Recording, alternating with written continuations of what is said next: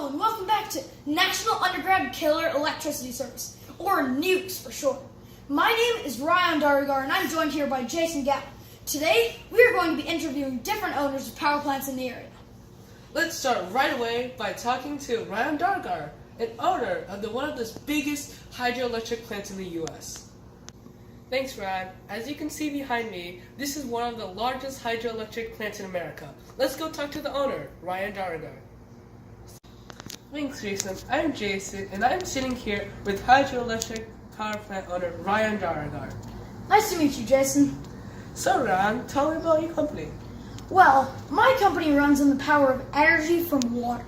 This idea was created by Nikola Tesla in 1895. How much energy do you produce?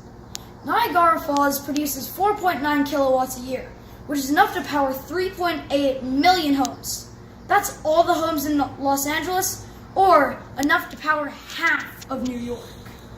Wow, that is actually a lot of homes. So, how exactly does your plant operate that much energy?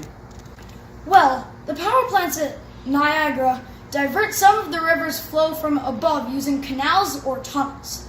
The diverted water is carried around the falls downriver to where the river is separated from the diverted water by a large cliff or drop. Here, a power plant allows the diverted water to fall down the cliff, through the plant and its turbines into the river below. The diverted water is stored in large reservoirs upstream.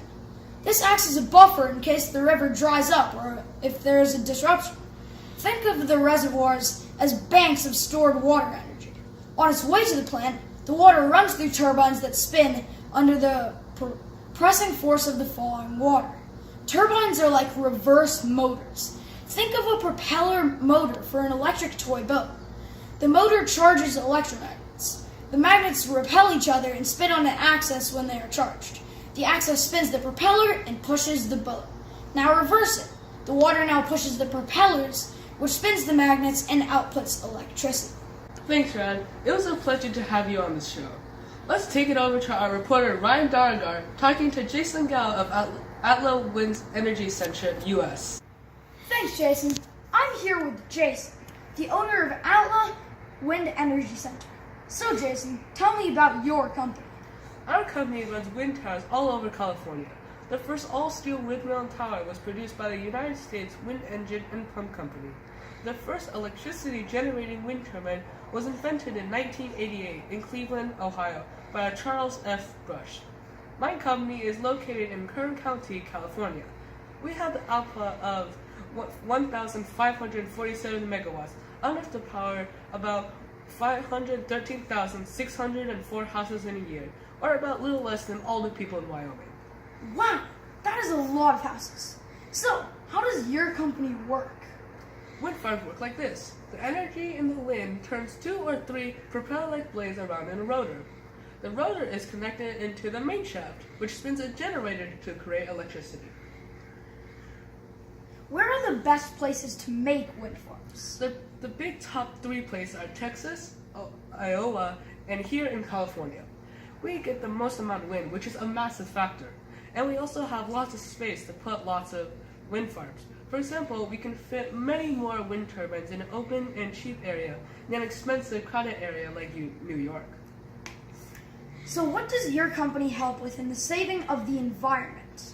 Well, by using the power created by alternate energy resources, it cuts down the greenhouse gas effect and releases the amount of carbon dioxide in the atmosphere, which cuts down on the heat in the world. Less heat means organisms can live longer, and it slows down melting of the ice caps. This helps because if the ice caps melt, it raises sea level and destroys the coast civilizations. When the energy is reduced, even by bit, it can stop polluting things like this and save lives in the web of the earth. It has been amazing talking to you and bringing some amazing thoughts to the table. Now over to Ryan, who is interviewing the owner of a geothermal plant way off in Iceland. Thanks, Ryan. I'm sitting here with Jason, owner of Hellisheidi Geothermal Power Station, the newest and largest station in Iceland. So, Jason, tell me about your company. My company runs by using heat from Earth to convert, and then we convert that heat into energy, which is used in everyday life. we supply a big chunk of Iceland's energy in a process that involves using heat to create steam that can turn motors to generate electricity. Does your company operate in anything other than energy? We also clear the ice of any roads by keeping heat under them. In a year, what's your energy production rates? We produce about 400 megawatts a year, which powers most of Iceland. And how does your company help the environment instead of fossil fuels? Instead of producing mass amounts of harmful gases to the environment and different emissions that could warm up the Earth, our renewable energy comes directly from the heat on our Earth. When it's burned to create energy, the only gases released are water vapor. Since most of our entire country uses this, it cuts down the emissions released into the atmosphere.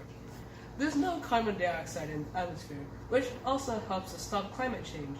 Our emissions also supply the air with water vapor for more clouds to produce fresh water. Well, it has certainly been great to talk to you. And it is an amazing concept using these types of energy. And everybody should. Have a nice day. Ladies and gentlemen, please thank Mr. Jason Gao for coming to talk with us. Now let's bring it over to Jason Gao, speaking with Ryan Dargar of Diablo Canyon Power Plant.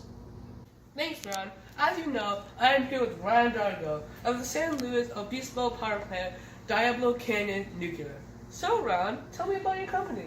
Well, my job runs on power from different sources, particularly the use of things like uranium. We use a complicated process to split the atoms of the material up. This creates a considerable amount of usable energy. The energy is produced through nuclear fission. The heat produced during nuclear fission in the reactor core is used to boil water into steam, which turns the blades of a steam turbine. As the turbine blades turn, they drive generators that make electricity. Nuclear plants cool the steam back into water in a separate structure called the cooling tower.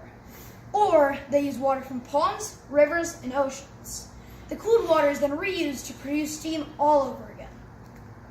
How much energy is produced in a year? We produce 1,800 gigawatt hours a year, which supplies the electric needs for about 3 million people. It's enough to power 3 San Diegos. Here's a question all our viewers want to know. What are the dangers to the environment from nuclear reactors? The answer to that is very simple. We produce none at all. Nuclear energy is great because it can supply clean energy to millions of people. The only danger at all is with nuclear fallout from one of them, and that's not likely to happen at all. Really? Well, it's great having you on the show. Everybody, please give thanks to Ryan Dargo. What did you do? Thank you. Goodbye. Well, that was unexpected. I assure you, however, that everything is fine and nothing's happening. If you live in the San Diego area, please evacuate soon.